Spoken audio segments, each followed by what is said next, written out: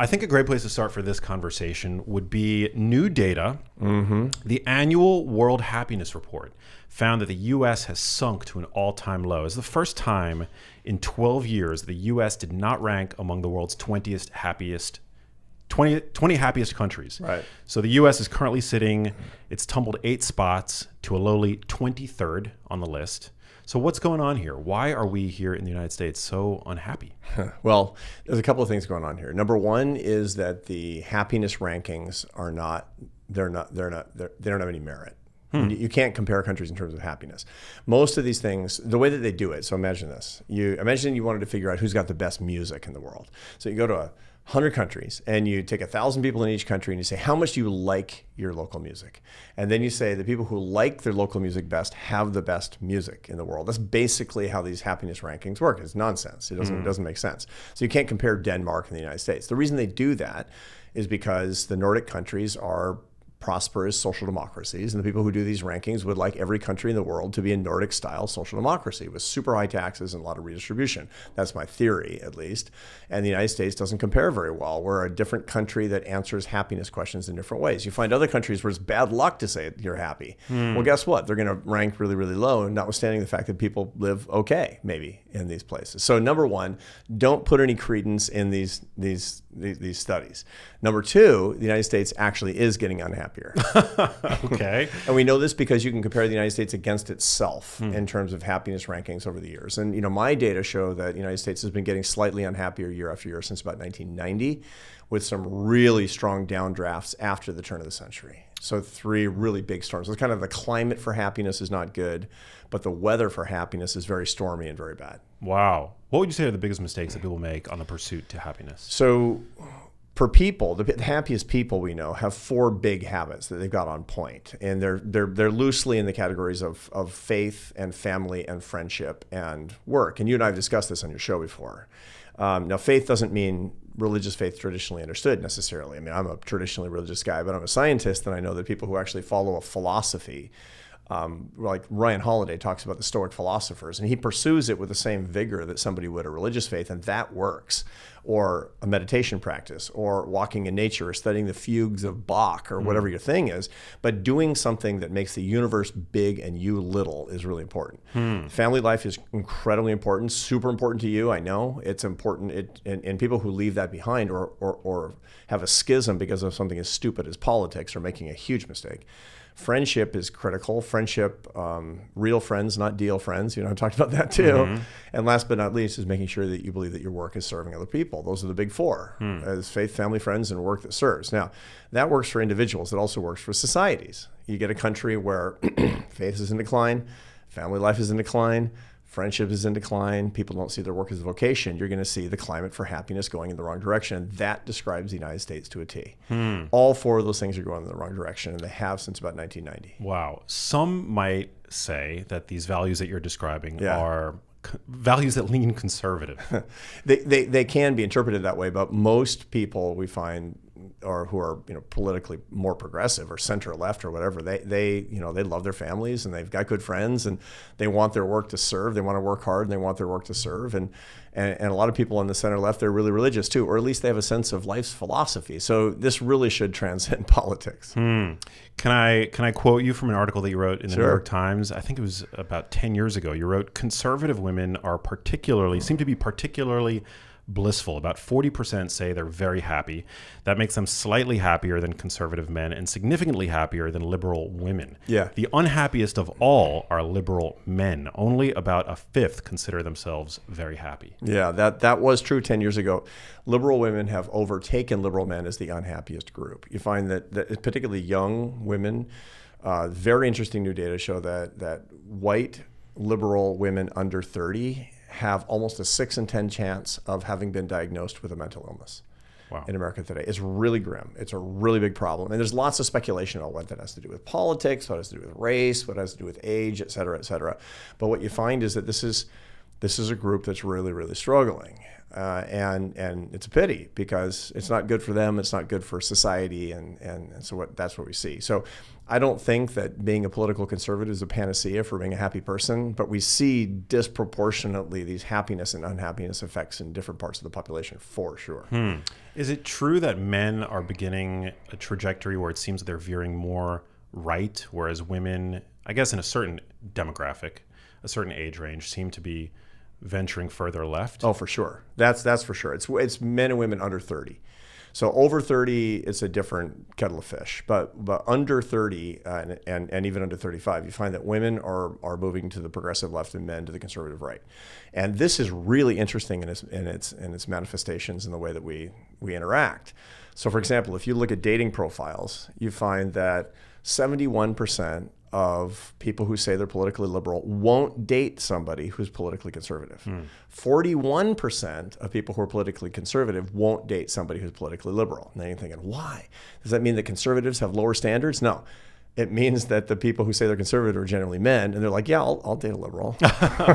And women are like, no, because women always have higher standards in dating because they have a higher investment in dating than men do. That's just how dating works, as a matter of fact. So that's why you see those asymmetries, and the result of it is that fewer and fewer couples are getting together. I mean, when I was I'm 60. When I was 25 years old, all I wanted was, I was already actually locked down at that point. But when I was 23, all I wanted to do was meet my soulmate. I couldn't care less. I mean, I fell in love with a girl who didn't speak a single word of English. How could I know what her politics are? I couldn't have cared less what her politics. She could be a communist revolutionary. If she's meant to be my wife, that's the way I want it to be. And anymore, I mean, this is like, politics is like a cult, man. I mean, people are defining their identity on the basis of how they see these social and political and economic issues. It's insane. And it's ruining their happiness. What do you think is driving this divergence? Is it podcasts? No. Well, I mean, social media is not helping, but part of it is the fact that traditional faith and philosophy are in decline. So the year I was born, in the mid-1960s, 1% of the population said they had no religion, none. Now it's 33%. It's skyrocketing, and it's especially true for younger people. Well, that psychology abhors a real vacuum. People need to believe in something. And they're basically being fed an obnoxious, dangerous cult called politics. That's ideology. So activists are stepping in where religious leaders would have been in the past. And that's a real problem for young people because it won't bring happiness. It won't bring a sense of meaning. It won't bring a sense of fulfillment that people would ordinarily get from traditional religion, or at least spirituality. Why do you think it seems, why has politics seemingly sucked all of the air out of the room with regard to other modes of discourse? It feels like everything's become so politicized. Yeah. The good news about that actually is that most people still aren't. And I didn't realize that. I mean, I lived in Washington, D.C. for a long time when I was running a think tank in D.C. And then in 2019, I left and I moved to Boston, and my neighbors didn't talk about politics. And my neighbors were talking about their kids or, Little League. They were talking about other stuff. Now, I mean, people are still pretty political, but if you're in a circle of people that does talk about politics, that's kind of all you're going to hear. So one of the things that I recommend that people do is find friends who don't care about politics very much. Find friends where you don't know what their politics are and whether you talk about it, and they'll be like, you got something else to talk about, man? Because life is short. And it's actually okay to care less. It's actually okay to say, yeah, Kamala Harris or Donald Trump's going to win. And I don't know. Yeah, I kind of have a preference, but I'm going to be okay either way. That's not irresponsible. That's not bad citizenship. That's normal behavior. That's mentally healthy, actually, to be able to say something like that. Wow, it's exactly how I feel. Yeah. But I feel like social media creates this echo chamber where, it just seems to be so, everything today seems so inflamed. You log into... And I guess the filter bubbles of social media are kind of catering the algorithm to whatever it is that you're more inclined to click on, and what people tend to click on tends to be the more inflammatory, more hyperbolic content. Yeah, for sure. But I mean, the nice stuff can't get out of bed. It's the nasty stuff is what gets a whole lot of attention, for sure. And so you'll find that the algorithms are finding you with more and more violent, objectionable content. or people are yelling at each other, where people are having huge arguments with each other. And so there's a tendency to think that that is actually what the discourse is in America. And for most of Americans, that's actually not the case. That's just people who are very, very online. Yeah. As Americans, I feel like we're very, very online. I wonder if that's playing a role in our collective It doesn't help. malaise. It's certainly true for people under 40. Absolutely. But it's not true for everybody. And you can talk to people all the time who don't have social media accounts. And they're like, I don't know what all this is about, man. And they're suspiciously happy. Yeah. One of the other interesting findings from the World Happiness Report was that older people, at least here in the United States, are now happier than younger people, which is the opposite of many regions. Right. Yeah, that's right. And part of the reason for that is, but younger people are more online. Younger people are actually getting the outrage machine all the time, or the comparison machine, the loneliness machine. Sort of pick your poison depending on the platforms that you're talking about. You can get lonelier the more that you look at social media, for sure. You'll be doing social comparison, which is the thief of joy. And you'll hate your enemies more, because that's what the algorithms are pushing you to do. You get more clicks when you're afraid, sad, and fearful. The negative emotions, the negative, positive, negative basic emotions in the human brain, there's only 4: sadness, anger, disgust, and fear. And they're produced by the limbic system of the brain. They're very, very fundamental to who we are. They get our attention because we're evolved. That's called the negativity bias. We're evolved to have negative emotions get our attention. It means something's chasing us, or something's bad, or we're about to lose something. And so if the algorithms and social media can stimulate those emotions, they're going to get your attention, just like you on the Pleistocene would be paying attention to something that might want to come and eat you or take your dinner. That's really what's going on. They're playing on the worst parts of our evolution, and they're succeeding on that basis. You think they're aware of that? I mean, of course, absolutely. Because it keeps you in the app. Yeah, for sure. And there's some efforts by the platforms more and more to think about how they can actually start balancing feeds a little bit better and injecting more positive content. And ultimately, the negativity is not going to persist, because it can't. People are going to figure out, and they ordinarily do. People are smart. It just takes a generation or so to figure out that if something is making you miserable, you don't have to do it anymore. One of the things that young people, kids my age, my kids are Gen Z, they're 26, 24, and 21, none of them is excessively online. They're barely online at all. And what they figured out when they were in high school was that if something bothers you on social media and you turn off social media, it literally doesn't exist anymore. It's a two-dimensional phenomenon where if you turn it one direction, it disappears.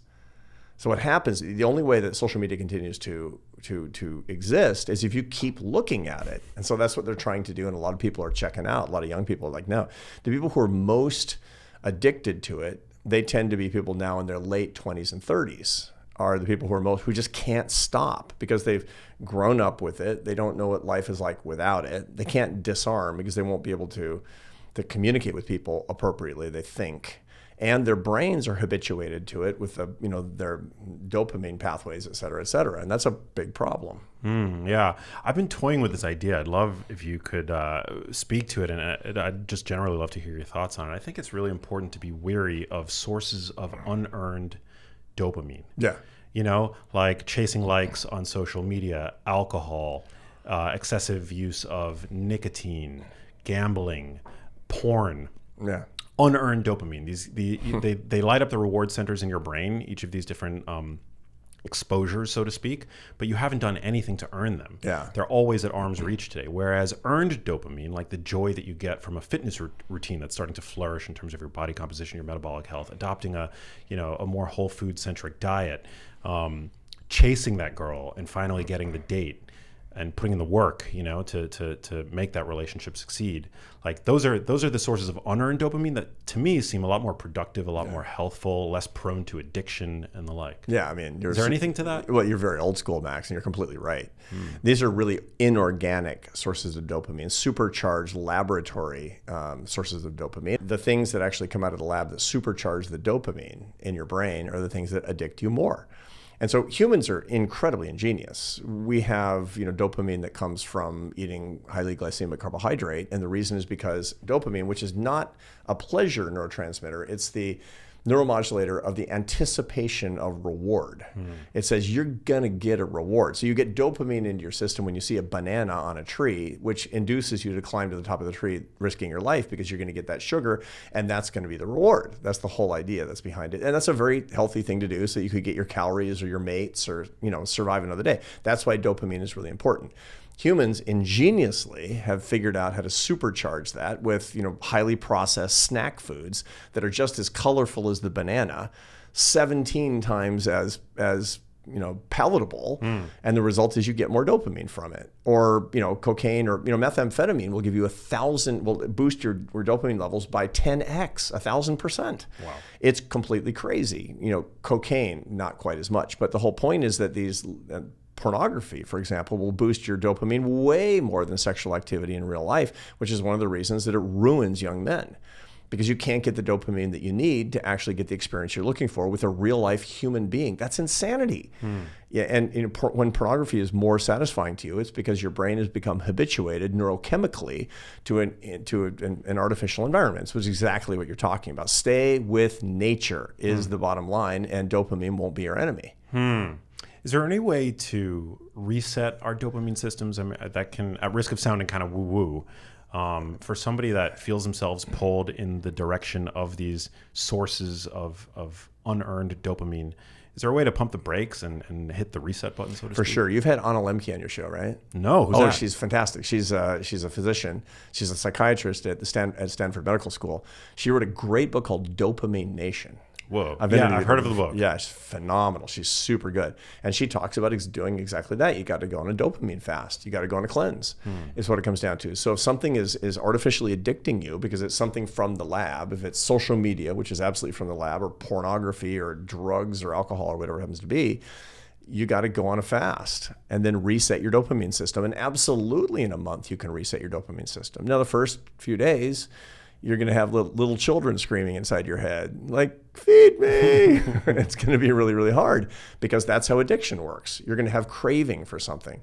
Gamers really, really have a problem with this because gaming has figured out, the structure of video games is supposed to just light your dopamine system up like a Christmas tree with the rewards that it brings.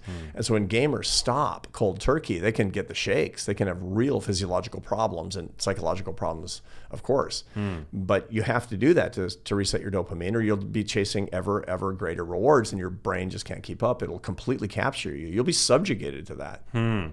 We've had many sex experts on the podcast in the past who've taken a more moderate view of pornography. They, will liken it to anything that, that you can either have an unhealthy relationship with or a relationship that I guess is somewhat healthier. What's your view on pornography? I've not actually seen pornography use that's healthy. I actually haven't seen healthy pornography use. I mean, everything is everything's a dial. It's not a switch. There aren't any switches in life when it comes to mental health in particular. Depression is a dial. Anxiety is a dial. ADHD is a dial, not a switch. And we tend to think, okay, I have depression or I don't have depression. Pornography is a problem or it isn't a problem. It's all a dial, and it's actually how we manage it. Now, one of the things that's worth keeping in mind is how it affects your dopamine, how it affects your relationships, but there's also what it does to you as a person, what it does to you morally. Who is the person that you want to be? And if you're the kind of person who would be ashamed that somebody knew that you were consuming pornography, well, then you shouldn't consume pornography. If you feel shame about that, then you'll think less of yourself, and that will have deleterious consequences to your quality of life. If you're the kind of person who's proud to have people know that you consume pornography, well, that's kind of weird too. And you can see that that's why it's a kind of a problem no matter what. You know, the things that we have in life where you wouldn't want people to know that you consume it, that you purchase it. If it comes in a brown paper wrapper, there's a problem. Yeah, absolutely. It's fast food intimacy. It gives you this sort of sense that you're being intimate. But if you think about this, a lot of young men listen to your show because it's so much good stuff that they're getting from it. Would you want your son to know that you consume pornography? And as a young man, if you say like, when 10 years or so, or 20 years, and I have a son, and I want him to know I consume pornography? The answer is almost certainly no. Well, then don't consume pornography, right? It's everybody has a private life, but the things that you keep private, but you're not ashamed of, there's no problem with that. You don't go to the bathroom in public, but you're not ashamed of the fact that you go to the bathroom, because that's a natural physiological function. Yeah. So that's the way to think about it. Are you doing moral damage to yourself? And a lot of people in modern life don't want to use those particular terms. And I'm not using religious terminology. I'm not, I have religious views, but that's not really what I'm bringing into it. But I know that people who are not living up to their own moral sense of self are less happy. They are. That was a Jungian idea. Carl Jung talked about that a lot. You have to know what you believe and then live up to the standards of what you believe. Then you'll be happy, is what he said. And there's a ton of research that shows that that's true. Yeah. I mean, I grew up with access to pornography, and I've certainly viewed it. I mean, I'd be lying if I said otherwise, but you couldn't not in America. You couldn't not. Yeah. It really feels like you're, in a way, getting off on somebody else's trauma. I mean, maybe what you're watching is not the source of the trauma, but to me, it would be very unlikely that somebody would gravitate to that field without having serious trauma in their closet. Yeah, I mean, and when you get a little bit older, you find it's pretty interesting too. There are a lot of men my age who use pornography, and one of the things that I'll tell guys is, how old's your daughter? My daughter's 21, right? And you're looking at women who could be your daughter. That's somebody's daughter. Right now, what kind of damage does that do to you morally? Well, but it's not my daughter. It doesn't matter. It's somebody's daughter, and that in and of itself should have an impact on the way that you're trying to live your life, consistent with your own values, right? Yeah, absolutely. Another really interesting study that came out very recently challenged the notion that you can't buy happiness. There's been this adage, I guess, in the happiness literature, or at least the way that it's perceived in terms of the cultural zeitgeist, that you can't buy happiness beyond a certain threshold of income. Right. Generally, everybody has the same degree of happiness. But this study disputed those previous studies. And it found that the difference in happiness between wealthy and middle income participants is nearly 3 times larger than the difference between middle and low income participants, suggesting that there essentially is no upper threshold, no upper limit to the happiness that you could essentially buy yourself. Yeah, wealthier people, more income suggests to themselves that they're successful people. It's a marker for the person that you want to be. It shows you, it's a scorecard. This is one of the reasons that entrepreneurs, they actually care less about money per se, but they want to make money because it's how they count their own success. And their success is important to them. I mean, it would be great if we were all so unbelievably enlightened that we could be like, I'm cosmically successful, man. But we keep score. Humans keep score, even with ourselves. Even if we're not trying to keep up with the Joneses, we're trying to keep up with the Maxes. The Max keeps up with Max, and that's a normal thing to do, and that's a lot of what money represents. So really what it comes down to in the research is that when it comes to bringing happiness because of what it can buy, there's one thing that we always want to do and it never brings happiness, and there's 4 things that we can do that actually do bring happiness. So this is the more granular kind of research that shows this, whether you're upper class, middle class, or poor, aspirational, trying to get less poor. The thing that we all want to do when we have money is buy stuff. Right? I mean, you want to buy a nice watch. You want to buy a nice car. You want to get a nice house, right? That actually doesn't buy happiness because it wears off incredibly quickly. You're on a treadmill and it catch up and you say, okay, next thing. And that's because of your brain has a tendency to practice homeostasis, which is going back to its baseline of satisfaction. So you'll be ready for the next thing. You'll stay in the hunt. Mother Nature wants you to stay in the hunt. I know you love the evolutionary biology. So this is yeah. So and you have to be ready for the next thing. So you'll get something cool and you'll bank it. And you think that you're going to love that car for years. You're going to love that car for like a month. You think you're going to think that watch is so awesome. I mean, I like this watch. This watch is nice. But it's a very nice watch. Yeah, it's a Hoyer Monaco. I like it. What is that? It's a Tag Hoyer Monaco. Wow, it's beautiful. It's the Steve McQueen watch from Le Mans, and that it's a racing watch. It's like your watch is a racing watch. Yeah. Yeah.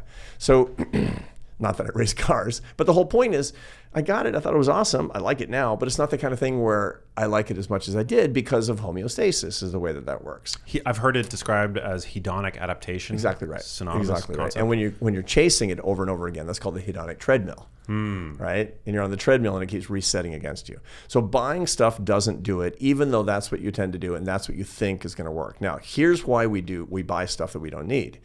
We think it's going to bring us happiness. What it is, at least back in Pleistocene times, is it's a signal of fitness so that you can get more mates and survive through the winter. If you have a lot of buffalo jerky, more than you need in your cave, and you have way more animal skins than you could possibly ever wear, you're signaling to potential mates that you have excess resources, which will make you more attractive. You'll make you more attractive in the mating market. Now, your brain is not doing this. Your brain is not like, okay, I got to get more watches so that somebody's going to want to go out with me, because that's absurd.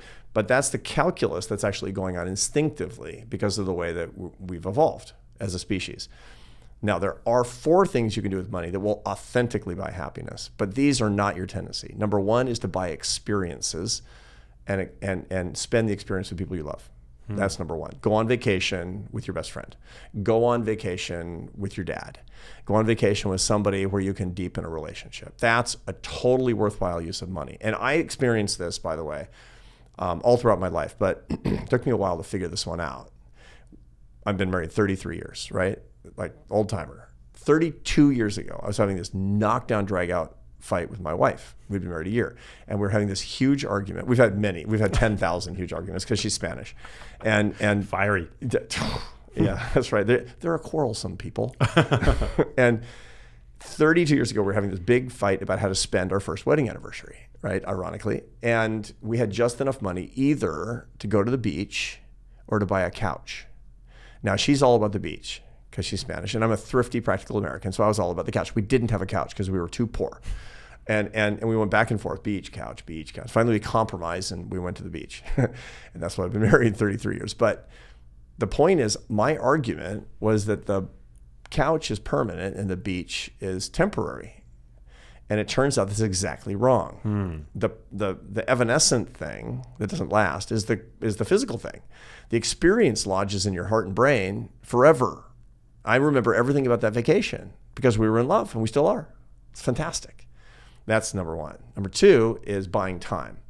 If you can afford to buy time and then you spend it with people that you love and in things that you love doing, then you will have authentically bought happiness. So pay somebody to cut your lawn and read War and Peace, or spend it with your buddy and do something with the time. Don't fritter it away scrolling Instagram. That's stupid. The next thing is giving it away, giving your money away. Give your money away to something that you're really caring awful lot about, something that you're passionate about. And the 4th is saving your money. Tons of data show that the more you save your money, the happier you get. Interesting. Because it gives you a sense of progress. That's why debt makes you unhappy. Inevitably, debt will make you unhappy.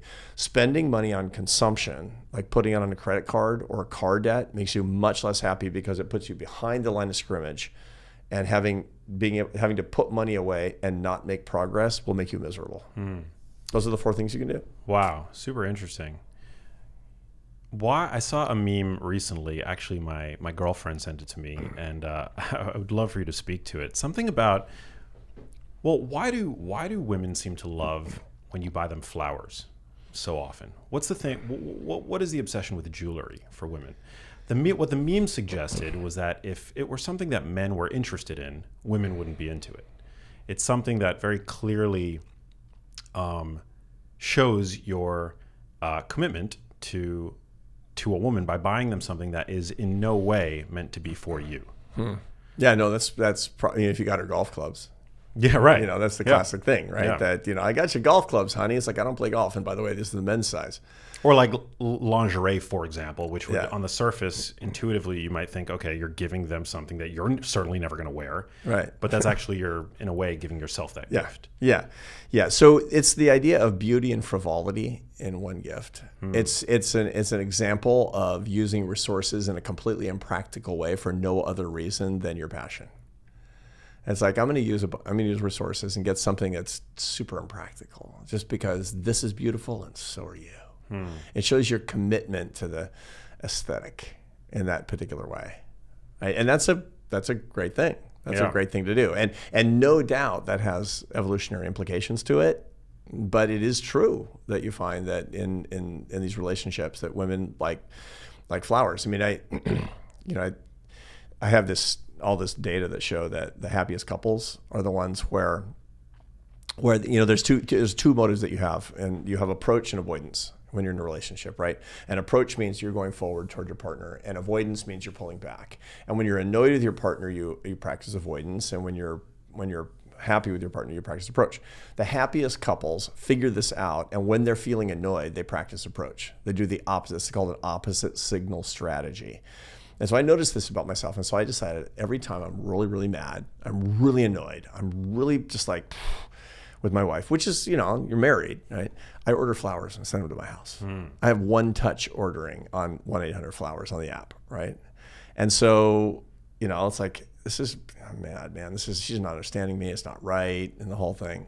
Flowers. I feel so much better. Brilliant. I'm the one who feels better. Unfortunately, she figured it out. And so now, flowers come to the house and she calls up and she's like, so what's wrong?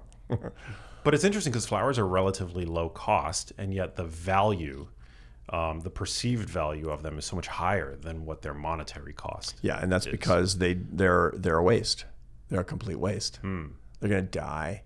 You're gonna be throwing them away. You're gonna spend money you don't have to spend money on, just as a complete expression of love, and that's a nice thing. It's so wild. I mean, as somebody who's, I guess, not newly, because I've been with Stephanie, my girlfriend, for the past 10 months, but it's very difficult to wrap your head around as a guy that flowers, have such significant sentimental value. Yeah. Yeah. In a way, they're like a get out of jail free card. They are. I mean, they won't always be, because there's habituation. There's a natural tendency to habituate to different things. So make sure you've got a big repertoire. One of the things that I've figured out is that sometimes what you can do is you can bring flowers like 3 days in a row. That'll blow her mind. So if you're only bringing them on Fridays, then she'll be like, well, you didn't bring it on Friday. It was wrong. That's habituation. Humans are like that. So doing different things. And if you want to thrill people, do things that are nice but are not expected. So surprise is really, really important. That's critical. Is there any way around our tendency to habituate? I mean, it seems like such a curse at times. I mean, there's a reason that we habituate, because we have to be ready for the next thing. And if you don't get used to the status quo, you'll always be off guard. Yeah. You'll get eaten by a tiger. I mean, not anymore. But if you're always being surprised by the same thing happening over and over and over again, you're not going to be ready to learn new things. And part of the species, that the success of the members of the species is that we're learning new things constantly. And so things they blend into the noise. One more thing actually about the flower thing is actually worth pointing out. Some psychologists believe that if you boil down what men and women really most want about each other, and it's not this simple, right? So it's like you're going to get hate mail, and me too, is that women will not be happy unless they're adored, and men won't be happy unless they're admired. That's the admiration-adoration dichotomy. What's the difference? So it's like, Max, you have so many listeners. You're doing such a good job with your podcast, which is basically, Max, that is an incredible gazelle that you just dragged into the house. You're going to feed our family for the whole, you're so big and strong. That's admiration, which is adoration is just, I just love you so much. I just love you. You're so beautiful. You're just wonderful. Adoration is different than admiration in this way. You can see, and flowers are a pure expression of adoration. So if she brought you flowers, you'd be like, what? Right? Yeah. But a compliment about what a good job, what a good professional you are, about, it's so, if she just like takes pleasure when you're out in public and somebody recognizes you as a celebrity, it's like, I don't care if anybody else recognizes me, but I want her to see somebody recognize me. Yes. That's the desire for admiration. Oh man, it's so true. So guys who are listening to us, if you want to do one thing today and you're having a bad problem with your relationship, adore her more. It's like, I'm not feeling it. I don't care. Adore her more, notwithstanding your feelings. Girls, you want to make him happier, admire him. Now the problem is, of course, if he's not admirable.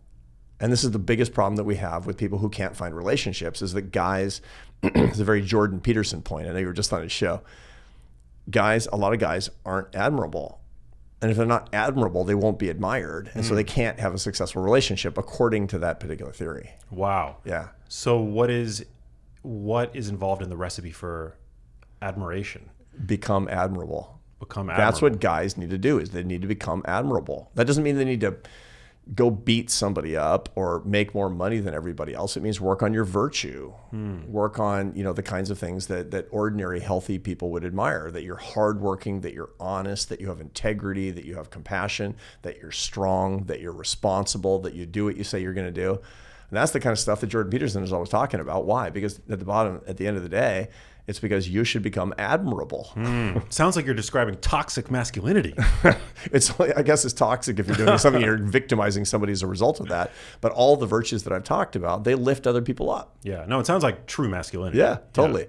Totally. In that way. And by the way, women do things that are really admirable too, which is a wonderful thing. I mean, we should actually practice virtue. But, guys who are saying, I can't, nobody likes me, women don't like me, become more admirable and watch the gears turn.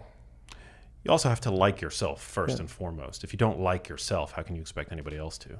Yeah, sure. I mean, that's true. And the number one thing that will make you like yourself more is if you become more admirable. Yeah, there you go. You're not going to admire yourself, but there are things. When at the end of the day, I say, Max, what are you proud of? You wouldn't say, I'm proud of the fact that I've seen pornography. You say, I'm proud of the fact that I've got a successful show that helps hundreds of thousands, millions of people. I'm proud of that. And that's because it's admirable. Yeah. Super proud of that. Yeah. Super proud. It's very interesting. Going back to the habituation thing, which, I've always struggled with. I find it really annoying and unfortunate that it's so difficult to maintain an appreciative relationship with things, people that are always around.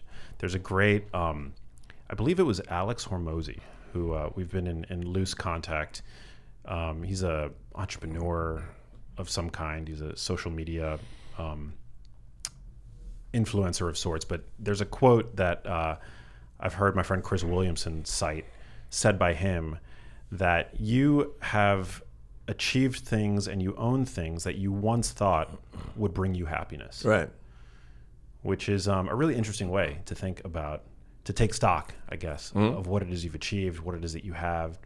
And I think it puts into perspective that hedonic treadmill. Yeah, for sure. I mean, and the people who have more stuff, they're actually not getting more gratification from that. It's just a kind of a living museum. It's a mausoleum of, the sources of would-be happiness that they're getting from that. That's one of the reasons that I recommend to people who are very successful, particularly in the second half of their lives, that they start getting rid of stuff. And they'll get happier because they'll find themselves when they're less weighed down by their trophies. They have less stuff. And so, it's not a question of putting more brushstrokes on the canvas of your life till you get the most beautiful painting. It's chipping away the sculpture that is your life until you can find the beautiful work of art that is you inside that stuff. And so, taking an inventory of all the stuff that's holding you down, all the possessions, all of the opinions, all of the prejudices, all the relationships that are really, really holding you down. And on your birthday, start crossing them out, start getting rid of stuff, and you'll feel much, much better as a result of that. I definitely do own some things, though, that I feel like bring me happiness. And those are the... Give me an example. Well, like when I first started making money, I bought a guitar that I'd always wanted, that I pined for years. Yeah. And I have that guitar. I play that guitar regularly. That's use value. That's great. That's use value as opposed to ownership value. And that's the key. Use value as opposed to ownership value. Yeah. So the use value is important. You got a guitar that you wanted. It's a nice guitar. You play it. You enjoy it while you're using it, as opposed to simply, there's no enjoyment that comes from knowing that you own it. It's like, I wake up every day, I'm like, I own that guitar. There's no happiness that comes from that. But you're like, I like the guitar. I play it. It's nice. It sounds good. I'm getting better. That's really the essence of, making progress. And the object of the thing that's facilitating the music that you're getting better at is that thing that you really, really like. So it's not the guitar. It's the whole experience of playing the guitar that's your source of utility, that your source of happiness that you're getting. And that's the thing to think. I mean, don't buy a car you're not going to drive. Don't buy a watch you're not going to wear. Get that watch. I mean, if you can afford that watch, get that watch. Wear it every day. Not like, I'm going to wear that watch once a month. Sorry, it's not going to bring you happiness. I've got the data. If you like the Hoyer Monaco, I wear it literally every day because I like it. And it tells the time poorly because it's a mechanical watch. It runs slow. But I like it because I'm using it. And that's the important thing. These things should be part of your life. You shouldn't have more stuff than you can actually use. That's not going to bring you happiness. Then it just becomes trophies. And you shouldn't be too precious about it. It's like the one of my favorite shows of all time, 6 Feet Under. I don't know if you've seen that show. I haven't. You'd love it if you haven't seen it. Yeah, I mean, it was from the early 2000s, so I mean, that's ancient history at this point. But one of the best shows ever, but with a real sensibility and philosophical undertone that I think you'd really derive a lot of value in it. But there's a particular scene that I'm thinking of. I can't pinpoint exactly where in the show it was, but a lot of people will have like the good china. Right. That they put aside and they say for special occasions, holidays and things like that. But for the vast majority of the time is going unused. Right. I feel like the things that you own should be used. You should use them. If you're going to buy that expensive T-shirt that you've longed for, you should wear the hell out of it. Yeah. The watch, you're probably not all that concerned about getting scuffs on that watch. No. And wear your nice clothes. Wear your nice clothes. Wear your Sunday clothes on Monday. That's a good thing to do. It'll bring you more satisfaction from it because they look good on you. They make you feel like you look good and you enjoy wearing them and they feel right. But you're not going to get any satisfaction from knowing that they're sitting in the closet. And the reason that people do that is because they think, I'll get more satisfaction from only using this when it's special. When that's that specialness that I'm trying to get. But that's not a good strategy for any of this. It's like, I'm only going to drive that car on Sundays. Why? Drive it to work. Use it. Now, I get it. You might use it up. Okay. That's okay too. I mean, what could bring greater satisfaction than using something you like so much that you use it up? Yeah. That it wears out. I mean, you should wear that guitar out, but as opposed to having it be brand new and you pass it on to your son. Exactly. Yeah. Wear it out. I think that's such great advice. I play the hell out of the guitar. I wear this watch every single day, which, is another artifact that I bought myself once I started making a little bit of money, and there's evidence that you could, and you thought it was nice, beautiful watch, Rolex Submariner, nice watch, great watch. It's actually the original James Bond watch. I'm a huge James Bond fan, so there's, I was not previously a watch guy, but I wanted something nice, a nice timepiece that I could potentially pass down to. And you don't have a car, right? I have a car. You do have a car. I didn't know if you were a car guy or not a car guy. No, I'm not. I mean, I guess maybe to some degree. Yeah. There are car guys like our mutual friend Adam over at Mind Pump. I mean, they're all car guys. I think. Yeah. They like cars. Yeah, but yeah, for sure. And that's right. I had a car that I really enjoyed, and it got totaled this summer. Wow. I got totaled. A guy hit me at 65 miles an hour on the I-95 south of Boston in Pawtucket, Rhode Island. Whoa. I know. Well, thank God you made it out. I know. I did not a scratch on me, but I'm like, my car. Damn. And then I thought, it's a car. It's a car. It's a car. This is a car. Yeah. Another topic that we talk about a lot on this podcast as of late is the loneliness epidemic and the value of social health. For sure. People are more isolated, I think, than ever before. We have at our disposal, we have devices that give us that offer the guise of intimacy, right, and of connection. But you see really startling statistics like, the general disconnect amongst people today. Yeah, there's an underlying philosophical problem behind that. That's behind the loneliness epidemic that we see. So we have highly complex human problems, like connecting with others, falling in love, making friends, finding meaning, understanding God. These are all highly complex things. And we understand them. They're very simple problems, but they're impossible to solve. You have to live them. The problem is that all the solutions that come from modern life are not to solve complex problems. They're to solve complicated problems, which is to say that they're impossible to understand. But once you solve it with enough genius and computing capacity, you can replicate the solution over and over and over and over again. Our complex problems of love and meaning can't be addressed with complicated solutions from tech. Can't be done. So, for example, I'm lonely. I want a friend. Here's an app with social media on it That's not going to give you what you need. I mean, I can explain the neurochemistry of oxytocin, you know all this stuff already, but it makes perfect sense. I want to meet somebody that is a real match for me. Here's a dating app. Well, why is it that people on dating apps have more and more and more dates and less satisfaction with their dates? Because they have this complicated mismatch to what they really need. You can't solve problems with tech that have to be lived through love. Can't be done. That's the biggest problem that we have, where tech is displacing our tendency to overlap and have real relationships with other people. The more that technology substitutes for human relationships, the lonelier and unhappier we're going to get. Bottom line. Wow. Are you optimistic about the future of connection? I mean, it doesn't seem like things are getting better. It's in some generations they are. You know, my kids, they don't misuse social media at all. You know, my kids my sons got married at 22 and 23, immediately started having kids. They're not very much online at all. My daughter who's 21, she's doing her own thing. What am I going to do?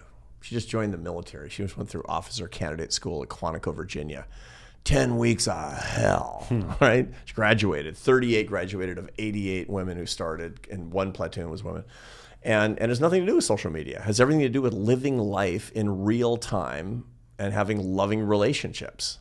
That's what life is all about. And if you're like, okay, well, I got a solution for that. I got an app for that. There's no app for that. There's no app for what you actually need. Humans are not wired to mediate their relationships virtually. We don't know how to do that. Maybe in 250,000 years, our brains will be habituated to it. But right now, it's just going to leave you empty. People always ask me, will AI bring more happiness? No. Your AI girlfriend is not going to be a substitute for your girlfriend. Not because she can't pass the Turing test. Maybe you will think it's a real person, but you're going to know it's not. And you're going to know that she actually doesn't love you. That's the magic. That's the complexity behind the relationships that we actually need. So everybody needs to be really careful about what the world is offering. It doesn't give us what we crave. I've heard you speak in the past on introversion versus extroversion. Yeah.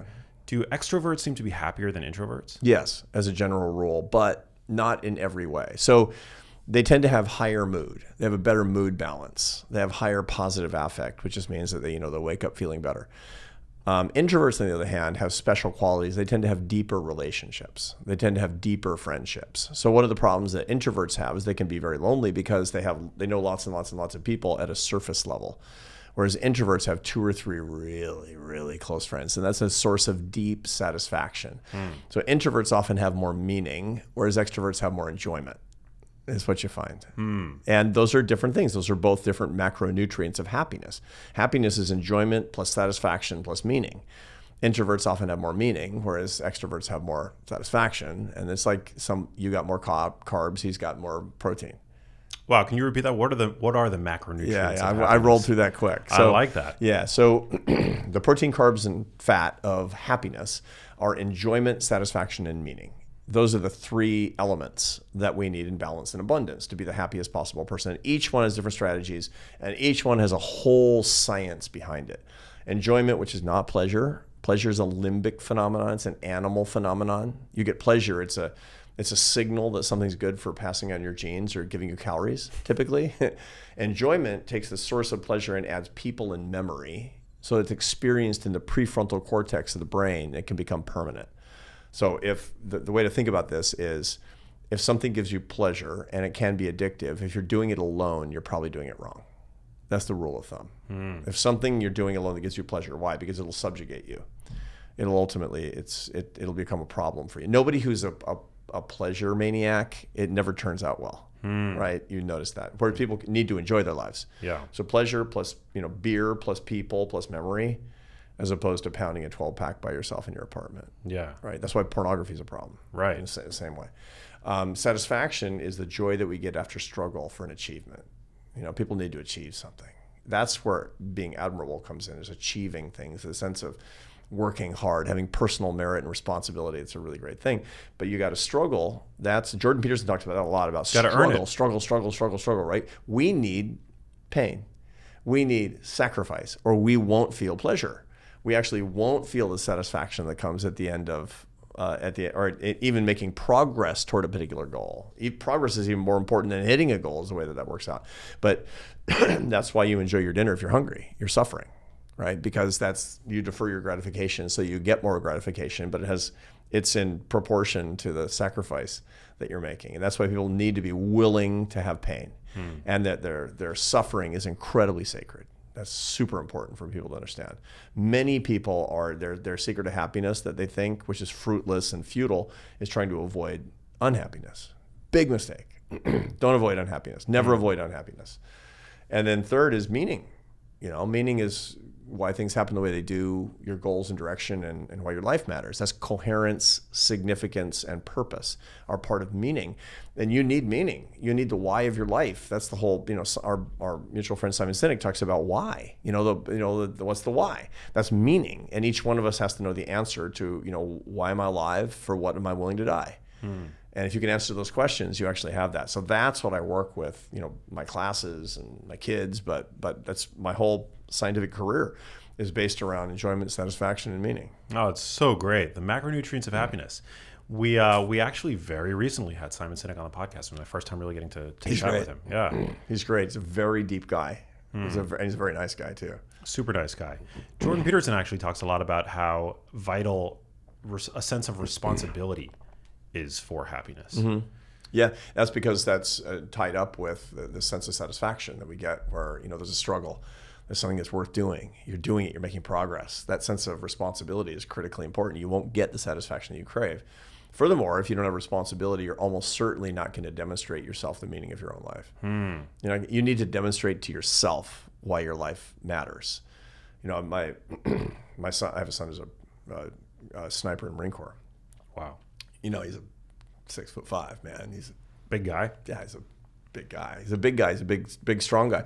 But, his sense of responsibility comes from the fact that he does a really, really hard thing that demonstrates to himself that he's made to serve and that he's willing to die. That's sort of the essence of responsibility in and of itself. And that's kind of what it comes down to. Those are the elements. We need to find out why we're alive and for what we would be willing to not be alive, and then take responsibility for that. Are men and women equivalent in that sense? Men and women, everybody. Humans need meaning. Humans need a sense of meaning. Now they're going to necessarily, because of what they're doing with their lives, have different answers to that. You'll find that women are more likely to say, my kids is what I'm willing to die for right now, right here, right now, than men. I mean, if you're a dad, you're willing to say that too. But women is the most automatic thing in the world. That's how the maternal instinct works, and it's a beautiful thing, and that's a source of great meaning.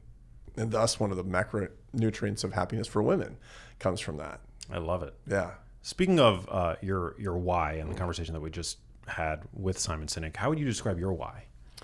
So my why is the purpose, at least of my work, is to lift people up and bring them together in bonds of happiness and love using science and ideas. That's what I'm all about. That's the why of my work.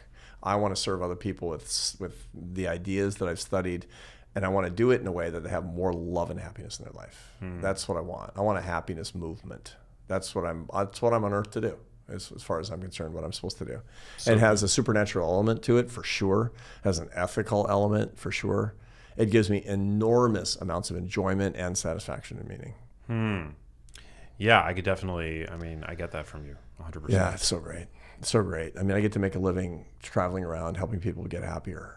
And helping them understand that no matter who you are and no matter what you're doing, you can get happier. You can't get happy because that's a cosmic state, maybe in heaven. I believe in heaven. But, on this earth, no, because you're going to have necessarily negative experiences and a lot of negative emotions to keep you alive.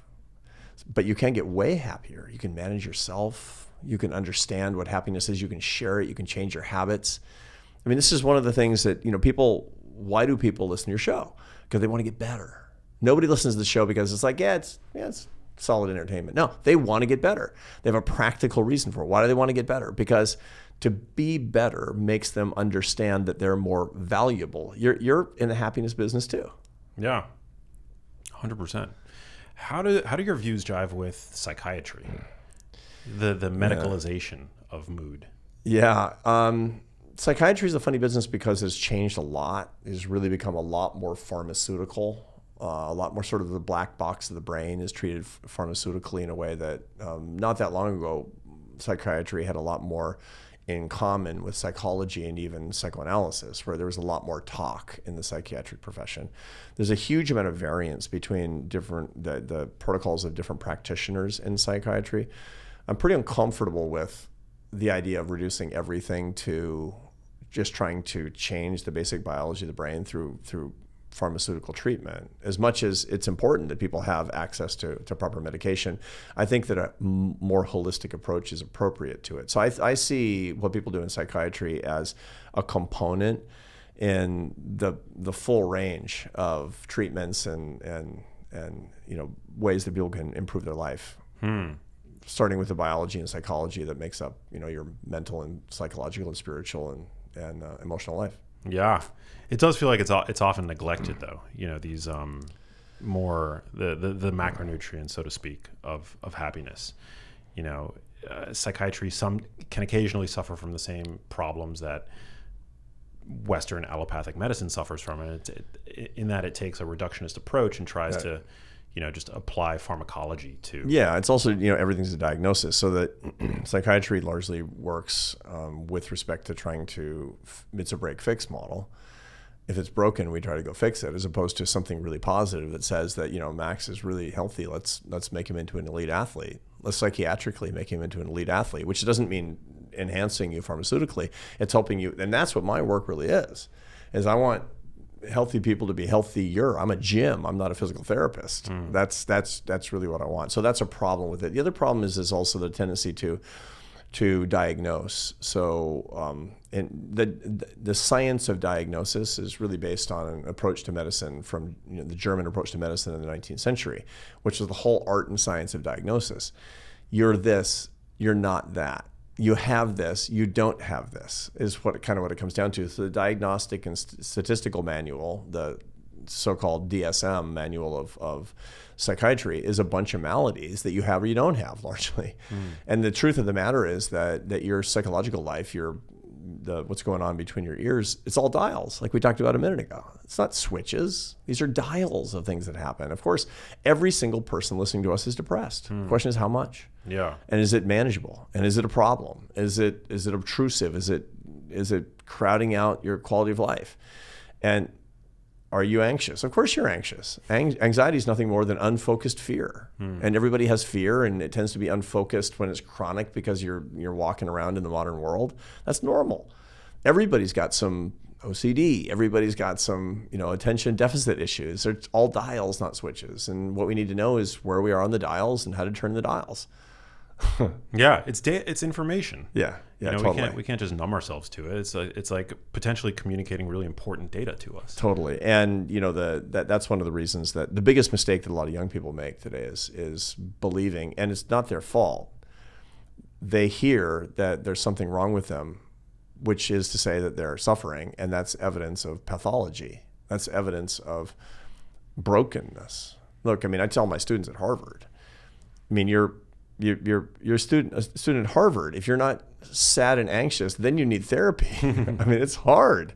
You're doing a hard thing, and a hard thing will surface aversive emotions, because just like hunting buffalo. Well, it's like, I'm tired, I'm afraid.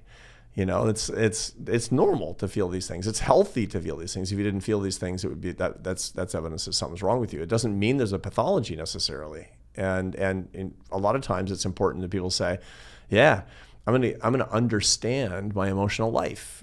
I'm gonna metacognitively, which is to say, thinking about my emotions, understanding my emotions. I'm gonna move the experience into my prefrontal cortex, and I'm gonna manage my emotions so they don't manage me. That's a large part of what I do when I'm working with executives, how to manage themselves emotionally. Well, that's a more productive way to go about it. People today want to be coddled, though. They want trigger warnings for everything. Yeah, that's because they've been told that's a good thing to do. And when you explain to a lot of young people today, I'm not down on young people at all, because when you explain these ideas, they're like, yeah, I want to be stronger. I want to have control. I don't want to feel like a victim. I just was told I was, and these responsible older people told me this. Well, it's not right. In a lot of cases, it isn't right. Take control, manage yourself, and by the way, here's how to do it. It's not enough to just say, suck it up, buttercup. Yeah, no, I mean, I think a roadmap is incredibly valuable, especially today. And that's why I'm so grateful for your work. Thanks. I mean, it's a blast. It's an absolute blast. So great. Well, thanks for coming in, Arthur. Thank you, Max. Per usual, amazing conversation. It was a fast hour. Yeah, it was a really fast hour. Yeah. It was a really fast hour, but I always love to leave room for the 5th or 6th round, is it? I don't even know. I love it. I love coming on your show. It's so interesting precisely because the hour goes by so quick.